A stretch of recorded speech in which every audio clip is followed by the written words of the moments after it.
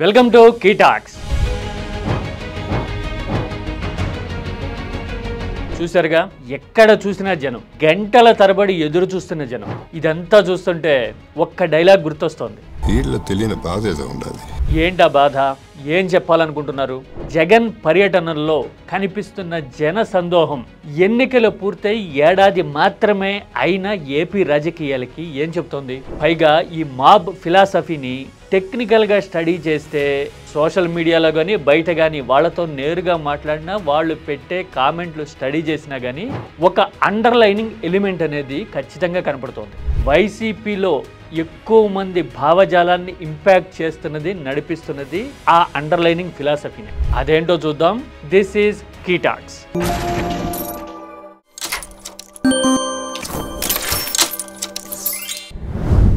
ప్రకాశం జిల్లా పర్యటనలో జగన్ ని చూసేందుకు వచ్చిన జనాన్ని చూసి చాలా మందికి ఆశ్చర్యం కలిగింది. సొంత పార్టీ వాళ్ళకి సంతోషం అనిపిస్తే ప్రత్యర్థులు అవునా అని కన్నుబొమ్మలు ఎగరేసే పరిస్థితి ఖచ్చితంగా వచ్చింది. ఎందుకంటే ఏపీలో ఇప్పట్లో ఎన్నికలు లేవు, వచ్చే పరిస్థితి కూడా కనిపించట్లా.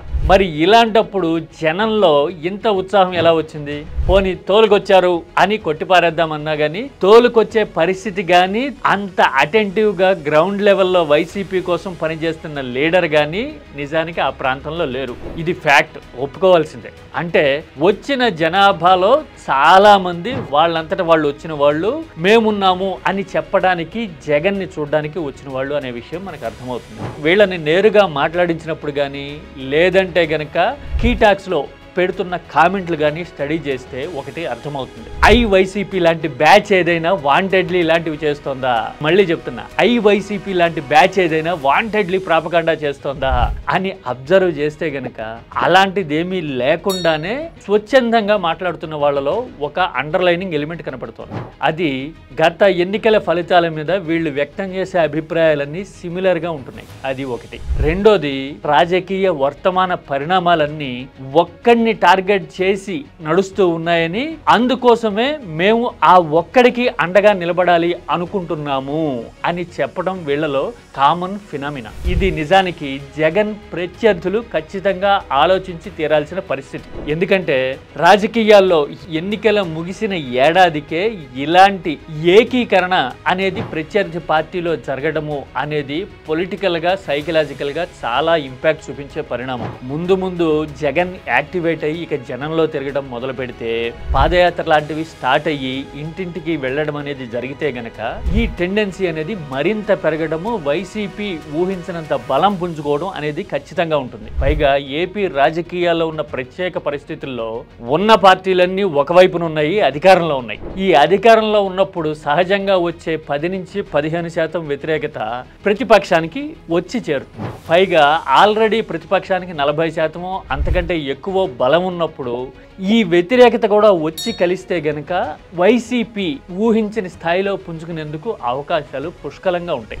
ఈ జన సందోహాన్ని చూస్తుంటే ఇదే అనిపిస్తుంది ఇప్పుడున్న పరిస్థితుల్లో. 2018 నాటి రోజుల్లో ఎలాగైతే విస్తృతంగా జనం రోడ్ల మీదకి జగన్ కోసం వచ్చారో, ఇప్పుడు గనక అలాంటి పరిస్థితి మళ్ళీ వస్తే రాజకీయం అనేది అనూహ్యంగా మారుతుంది అని చెప్పడానికి పొదిలి ఒక శాంపుల్ గా కనబడుతుంది. రాజకీయ ఆర్గ్యుమెంట్ కోసం మీడియాలో రావడం కోసం మనం తేలిగ్గా కొట్టిపారేయచ్చు. అప్పట్లో 2019 ఎన్నికల ముందు కూడా అలాగే సిల్లీ ట్రాల్స్ చేసి రోడ్ కమ్ రైల్ వంతెనల మీద 2000 మందితో ప్రదర్శన చేశారు అని తేలికపాటి వ్యాఖ్యలు చేసి దెబ్బతిన్న చరిత్ర ఆల్రెడీ 2019 ఎన్నికల్లో ఇప్పటి అధికార పక్షానికి ఉంది. ఇవన్నీ చూస్తే జగన్ వేగంగా పుంజుకుంటున్నారు.